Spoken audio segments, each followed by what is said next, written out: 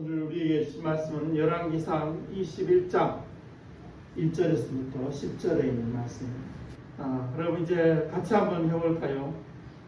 죄가 잉태한즉, 욕심이 잉태한즉죠. 욕심이 잉태한즉 죄를 낳고 죄가 장성한즉 사망을 낳느니라. 오늘 말씀의 주제가 되는 그런 말씀입니다. 사람은 누구나 욕심이 없이는 세상을 살 수가 없습니다. 다 크고 작은 그런 욕심이 있습니다. 그런데 이제 우리에게 문제가 되는 것은 뭐냐면 과다한 욕심, 탐욕이라고 하는 그것이 가장 문제입니다. 그래서 자족하지를 못하고 더 많은 것, 더 아름다운 것, 더 편리한 것, 그런 것을 자꾸 추구하는데 자기의 그 범위나 도를 넘어서서 남을 해하면서까지 추구하는 경우가 있다는 것입니다. 그래서 가장 그것이 문제입니다. 이제 우리가 요즘에도 이제 소비와 관계에 대해서 그런 문제들을 많이 얘기하고 있는데, 집에 가면 여러분 입지 않은 옷들도 참 많죠. 쓰지 않는 가구들, 또 가방들 참 많습니다. 신발들 참 많습니다. 어떤 그 가방이나 신발들은 1년에 한 번씩밖에 사용하지 않거나 아예 사용하지 않는 것도 많습니다. 가구들도 마찬가지입니다. 근데 이제 그게 문제가 뭐냐 하면 그런 것을 이제 눈에 보기 좋아서 소비는 했는데, 구매는 했는데 가정 경제에도 별로 큰 도움이 되지도 않고, 그 다음에는 우리는 생산하는 분들의 생각을 해야 됩니다. 그 옷이나 그 가구나 그 신발이나 그 가방을 생산하는 사람들이 제대로 임금을 받고 이렇게 생산하는 것이 아니고, 벵글라데시나 또는 이런 곳에서부터 우리 돈, 단돈 하루 일당을 1,000원씩이나 2,000원씩 받고 11시간씩 노동해가지고 만들어낸 것이에요. 또는 우리가 다국적 기업에서 만든 커피 같은 걸 우리가 즐겁게 먹는데, 그 커피를 생산하는 아이들이 11시간을 노동해서 하루에 1,000원을 받고 만드는 커피예요. 그러니까 우리가 그런 것을 마시면서 참 즐겁다고 할 수가 없는 거죠. 우리와 똑같은 임금을 받고 이렇게 정당한 대우를 받고 생산하는 것이 아니라는 것입니다.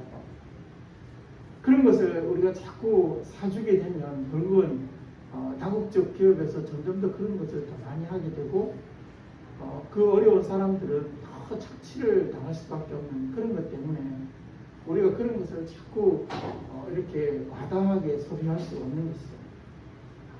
그 다음에는 그것을 이제 버리는 데도 문제가 많습니다. 그걸 폐기할 때 폐기하는 장소도 문제예요. 또 폐기하는 그 인력도 문제예요. 그래서 점점 더 오염이 많이 되고 환경 오염이 많이 되고 이런 것들이 있기 때문에 우리는 과다하게 소비하는 것이 결코 우리가 신앙인으로서 또는 양식 있는 그런 시민으로서 합당하지 않다, 그런 생각을 많이 하게 됩니다. 그래서 우리는 너무 그 과다한 소비보다는 자족한 그런 생활, 꼭 필요한 것, 또 쓰이는 것, 그런 것은 물품은 우리가 사서 쓰더라도 쓰지 않고 그저 장식용으로 해서 쓰는 것은 그와 같이 여러 가지 문제가 있다는 걸 생각하면서 우리가 잘 사용해야 되겠다 이런 생각합니다. 그래서 오늘은 탐욕과 관계된 그런 말씀을 한번 생각해 보려고 합니다. 여기에 아합 왕과 나봇이라는 사람이 등장하고 이세벨이라는 사람이 나옵니다. 아합 왕이 사마리아 성에 있었는데, 사마리아 성은 북왕국 이스라엘의 수도였습니다. 그런데 그 북왕국 이스라엘 수도 사마리아 성 근처에 나봇이라는 사람이 가지고 있는 포도원이 있었습니다. 그런데 이제 이 아합 왕이 하루는 그 포도원 근처에 갔다가 야, 이게 나의 것이 되었으면 얼마나 좋을까. 여기다가 왕궁 근처에 있기 때문에 상추도 심고 고추도 심고 쑥갓도 심고 또 오이도 심고 그래서 따먹으면 참 좋겠다. 그래서 봤더니 나봇이라는 사람의 것이에요. 그래서 나봇에게 찾아가서 말했습니다. 이게 왕궁 근처에 있으니까 이걸 나한테 좀 팔면 안 되겠느냐. 또는 필요하다면 내가 대토를 해주겠는데 더 아름다운 곳을 줄 테니까 이거하고 바꾸자. 너무너무 가까워서 내가 편리하기 때문에 이거 좀 원하는 것이니까 좀 나에게 양보해 다오. 그리고 필요하다면 돈으로 쳐줄게. 이렇게 말했는데 이 나봇이라는 사람이 이 땅은 조상 대대로 유전한 것이기 때문에 하나님이 이렇게 주신 땅을 아무리 왕에게라도 내가 주거나 또는 팔 수 없습니다. 그렇게 말해요. 그러니까 야합 왕이 좀 말하자면 욕심도 많고 참 찌질하기도 하고 이런 사람이었어요. 그걸 듣고 집에 돌아와서 신상의 얼굴을 향해서 밥을 안 먹고 그 포도원이 내게 되기를 간절히 바랐습니다. 자기는 전국 각국에 각곳에 부동산이 수도 없이 많이 있으면서 조상으로부터 물려받은 그 포도원, 조그만 포도원을 가지고 있는 나봇에게 그건 내놓으라고 그렇게 강요를 한 것입니다. 그러니까 곁에 있던 그 이세벨 왕후가 이 여자는 시돈에서 하나님을 모르는 악한 사람의 그 딸이었는데 이 사람이 그 왕에게 하는 말이 당신은 왕인데 뭘 그렇게 걱정합니까? 걱정하지 마시오. 내가 그 포도밭을 당신에게 주겠습니다. 이렇게 하고서 왕 몰래 가짜 공문서를 썼어요. 가짜 공문서를 써서 오보를 찍었습니다. 이 아합은 그까지는 몰랐겠죠. 가짜로 했으니까. 그래가지고 이 장로와 귀족들에게 편지를 몰래 봉해서 보냈습니다. 이거 너희들만 봐라. 그래서 이제 그 편지 내용에 이세벨이 이제 얘기한 것이죠. 왕이 얘기한 게 아니고. 자, 전국에다 금식을 선포하고 법정을 개정해가지고 이제 판결해라. 너희들이 그 책임자니까. 그래서 이제 그 피고는 누구냐면 나봇이고 원고는 너희들이 고소하는 사람은 조작을 해가지고 두 사람의 분량배를 너희들이 이렇게 조작해서 그 사람들을 어떻게 구워 삶아서 그래서 결국은 그 사람으로 하여금 이제 재판정에 앉아서 말을 할 때 저 나봇이 하나님과 아합 왕을 저주했다. 그렇게 이제 고소를 하라고 그렇게 말했습니다. 그러고 나서 변론도 없이 증거 조사도 없이 그냥 너희가 판결을 내리고 즉시로 끌고 나가서 죽여라. 그렇게 편지에다 그렇게 쓴 거예요. 그러니까 이 귀족과 그 장로들은 왕이 이제 죽이라고 그랬다고 하니까 그 포도밭을 욕심 삼아서 그런 것은 알지 못하고 죽이라고 했으니까 실제로 법정을 개정해서 이렇게 사형 언도를 내리고 또 그 정을 모르는 그런 그 백성들은 그를 끌고 나가 돌로 쳐 죽였습니다. 그랬지만 이세벨이 자 이제 나봇이 죽었으니까 이제 그 포도밭을 차지하시오. 그러니까 이 아합 왕이 즐겁게 가서 그 포도밭을 차지했다 하는 그런 얘기입니다. 근데 우리가 여기에서 보면 이 나봇이라는 사람이 그렇게 억울한 그 판결을 받고 죽었는데도 불구하고 나서는 사람이 없어요. 그러니까 아마 이 사람은 자기의 자식이나 아니면 그 옆에 있는 누가 친족 이런 사람이 없었던 사람이에요. 부인도 없었던 사람이에요. 그러니까 참 외롭고 힘들고 어려운 사람이 조상 대대로 그 사마리아 성 옆에 그 조그만 땅떼기 가지고 이게 포도원을 하고 있었는데 그거를 이 왕이 뺏어간 참 나쁜 점, 편리하게 하려고. 그게 바로 이제 탐욕이라고 하는 것입니다. 가지고 있는 사람이 더 심하죠. 그런 탐욕을 부려서 이제 문제가 된 것을 볼 수 있습니다. 오늘 이 그 사건에서 두 가지 사건으로 분리해서 볼 수 있는데, 하나는 무엇이냐면 이세벨이 그 나봇을 살인하고 포도밭을 강탈한 사건, 그리고 또 한 가지 사건은 그런 일을 알지 못하는 그 나봇 살인 사건, 두 가지 사건으로 우리가 보면 되겠습니다. 각각 정범이 있고 공동 정범이 있습니다. 그럼 먼저 우리가 이세벨의 나봇 살인하고 강탈한 포도원을 강탈한 사건의 그 정범, 그 정범은 누구냐면 바로 이세벨이었습니다. 이세벨이 이렇게 그 나봇을 죽이고 이런 일을 하게 됐습니다.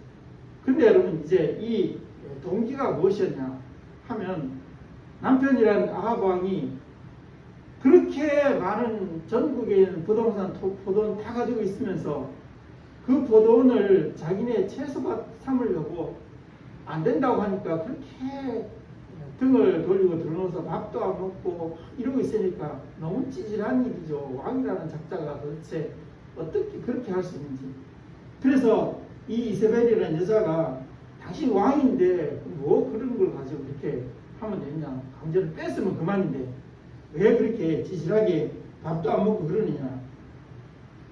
그렇게 해서 이제 얘기가 시작됩니다.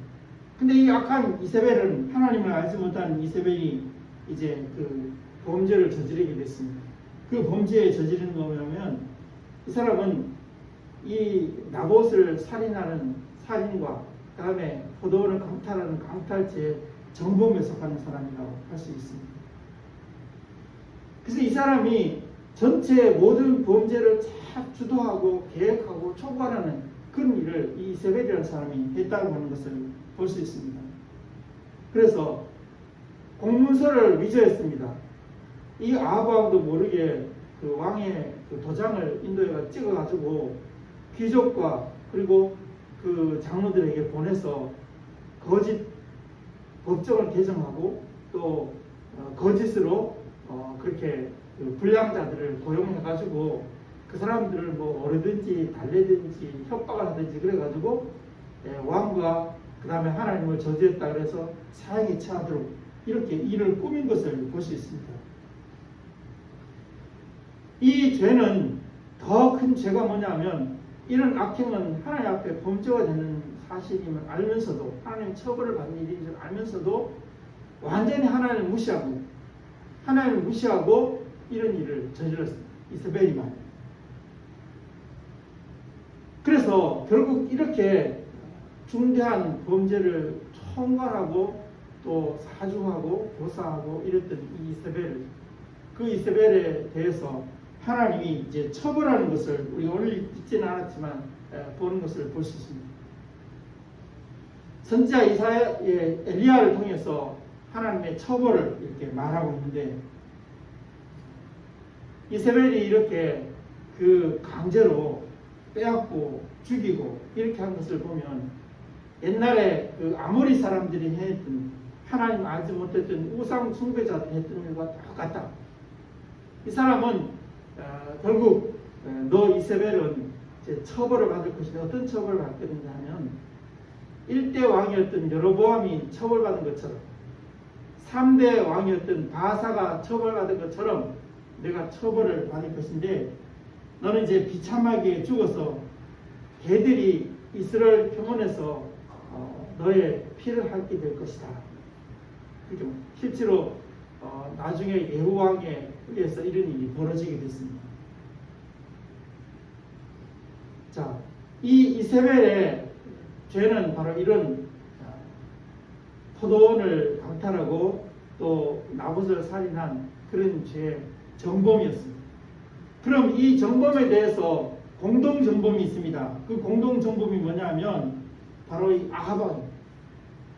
이 아방이 이렇게 일을 하게 된 이런 악행을 하게 된 동기가 어디 있습니까? 탐욕에서부터 나옵니다.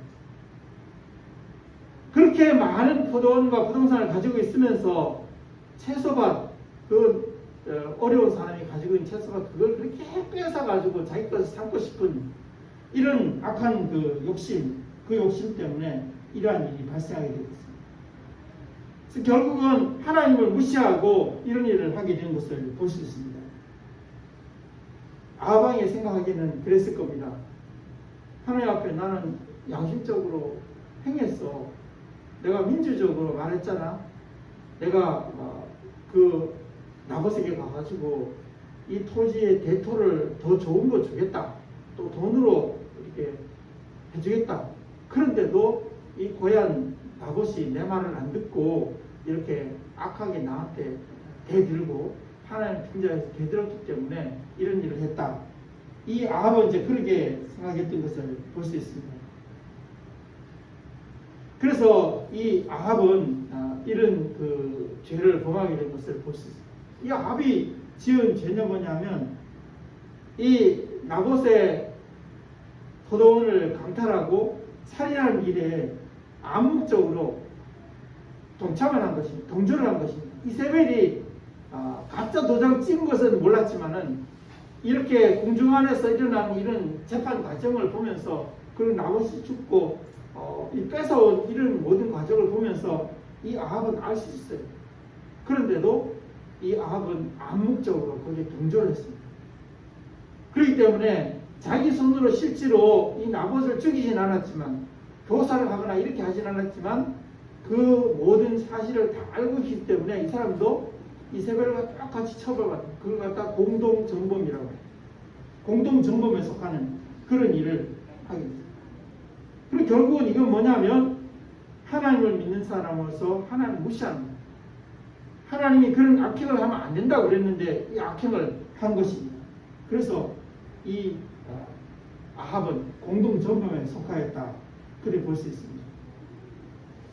그래서 결국은 엘리야 선지자를 통해서 하나님의 처벌이 그에게 임하였는데 그 앞에 이세벨에서 해당하는 말처럼 네가 여기에 과거에 이 아모리 사람들 악행처럼 우상을 숭배하던 이런 사람들처럼 하나님 몰랐던 사람들처럼 그렇게 악행을 저질러서 남을 죽이고 그 땅을 빼앗았던 그런 일을 내가 하였으니까 넌 처벌을 받아야 마땅하다. 내가 죽을 때 바로 1대왕 여로보암 집처럼 3대왕 바하사의 집처럼 내가 결국 멸망을 당하게 될 것이다. 파멸을 당하게 될 것이다. 그러면서 그 개들이 나봇의 피를 할 때는 그것에서 너의 피도 핥게 될 것이다. 너도 죽게 될 것이다. 결국은 나중에 이 사람은 전쟁터에 나가서 죽음을 맞이했고 이런 일들이 실제로 일어나게 되었습니다. 하나님의 처벌을 받는 것입니다. 그럼 이제 우리가 두 번째 사건에서 보면 나봇 살인죄 정범과 공동정범 그런 데 대해서 한번 생각해 봅니다. 나봇을 죽인 그 공동정범 정범 그 사람들은 누굴까? 여기에 그 범죄자는 장로와 귀족이었습니다. 나봇의 살인사건이라고 이렇게 본 이유는 뭐냐면 이세벨이나 이 아합 왕이 그 포도원을 뺏으려고 나봇을 이렇게 죽이고 강탈하는 그런 사실은 모르고 무슨 이유인지는 모르지만 아합 왕이 이 나봇을 이렇게 해서 죽이라고 했기 때문에 그 말만 믿고 죽였기 때문에 앞에 있는 그 사건과는 다른 사건 단순하게 이 귀족과 장로들은 나봇을 죽인 것입니다. 이세벨이 시킨다고 해서 왕이 시킨다고 해가지고 이런 악행을 저질렀습니다. 아무리 그 왕이 시켜도 이런 불법은 하지 말았어야 되는데 이 귀족과 장로들이 이런 일을 했다고 하는 그것이 가장 문제가 된 것입니다. 결국은 이들이 그 가짜 법정을 만들어 가지고 그래서 결국은 이제 이 나봇을 죽게 만들었는데 이 과정에서 살인 교사를 했습니다. 다시 말하면 불량배 두 사람을 불러다가 공갈도 하고 협박도 하고 아마 뭐 내가 뭐 거기에 돈도 줄게 너 살려줄게 이런 일을 하면서 이 불량배한테 네가 들었다고 해라. 못 들었지만 들었다고 해라. 왕과 귀족 왕과 하나님을 이 나봇이 저주했다 이렇게 말을 해라. 그렇게 강요를 하고 교사를 했습니다. 그래서 결국은 이렇게 강요하고 교사를 한 결과로 이 불량배들이 온 백성들 앞에서 이런 가짜 위증을 하게 됐고 그 결과로 이제 이 나봇은 죽게 됐습니다. 그래서 살인죄를 짓게 하나님을 무시한 죄를 짓게 된 것입니다. 그래서 이런 죄를 저지른 이 아합에게 속한 사람들에 대한 하나님의 처벌이 엘리야 선지자를 통해서 이렇게 말씀하고 있습니다. 이 아합에게 속한 메인 사람, 종이나 자유자나 할 것 없이 모두가 다 같이 재앙을 면치 못할 것이다. 이렇게 처벌을 하나님 내리신 것을 볼 수 있습니다. 그래서 성읍에서 죽은 사람은 개들이 먹고 들에다가 죽은 사람들은 공중에 새가 먹게 될 것이다. 근데 비참한 멸망이 다가오게 될 것이다. 그 다음에 나봇 살인죄 이제 그 공동 정범에 속하 있는 이 두 증인 불량배 이 사람들을 이 일을 하게 된 동기는 바로 이 귀족과 그 장로들이 와가지고 너 거짓 증거를 해서 이 나봇을 죽게 해라. 그렇게 이제 강요를 하고 협박을 하고 이렇게 하니까 그 말을 듣고 이 두 불량배가 이런 일을 하게 됩니다. 모르긴 모르지만 대가를 받았겠죠. 그래서 결국은 모든 사람들 앞에 그 법정 앞에 나가서 내가 이 나봇이 바로 하나님과 왕을 저주하는 것을 들었다. 이렇게 거짓말을 한 것입니다. 그것이 범죄였습니다. 그래서 하나님께서는 이 자를 향해서 특별하게 하나님 처벌을 내린 것입니다. 그러면 백성들은 어떻게 했어요? 돌로 친 백성들은 이런 모든 사건들을 전혀 알지 못하고 하나님의 법에 따라서 왕과 하나님을 저주하면 처벌당한다. 그런 법이 있기 때문에 결국 이런 이것을 시행했을 뿐이기 때문에 이 사람들에게는 아무런 죄가 없다 하는 것을 볼 수가 있습니다. 돌로 쳐 죽인 이 백성들은 사역을 집행한 사람들은 죄가 없게 됐습니다. 자, 우리는 이 말씀을 통해서 느끼는 대로 욕심을 과하게 품으면 그러면 결국 죄를 짓게 되고 죄를 짓고 결국은 사망에 이르게 된다 하는 것을 볼 수 있습니다. 이 아합 왕이 그 밭 탐욕 왕님은 그 땅 모두를 다 가지고 있는데 그리고 아합 왕 때 되면은 왕권이 굉장히 강화된 때이기 때문에 전국에 있는 토지가 많았어요. 권리가 많았어요. 그런데 그 사람은 친척도 없고 자식도 없고 아무도 없이 그 밭 하나 가지고 사는 사람을 하나님의 법을 무시하고 그것을 빼앗지 못해서 그렇게 밥을 안 먹고 하다가 이세벨의 충동질을 받아서 이런 악행을 저지르게 된 것입니다. 여러분 우리가 내가 가지고 있는 것에 대해서 자족하는 법을 배워야 합니다. 그냥 내가 먹고 입고 쓸 것 그리고 배고프지 않고 몸을 따뜻하게 보호할 수 있고 그런 것이 있으면 어느 정도 자족하는 법을 배워야 합니다. 도에 지나치도록 가지기를 원해서 남을 죽이면서까지 남에게 고통을 주면서까지 그러면서까지 그것을 가지는 것은 하나님의 범죄고 결국 처벌받을 수 없는 일이다 밖에 없는 일이다 하는 사실을 저 기억해요. 그래서 여러분이 그 셔츠를 하나 입을 때에도 고를 때에도 벵글라데시의 그 밤 늦게까지 재봉틀을 돌리고 있는 나이 어린 그 소녀들의 그 고통을 기억하면서 그들이 받는 1,000원, 2,000원 그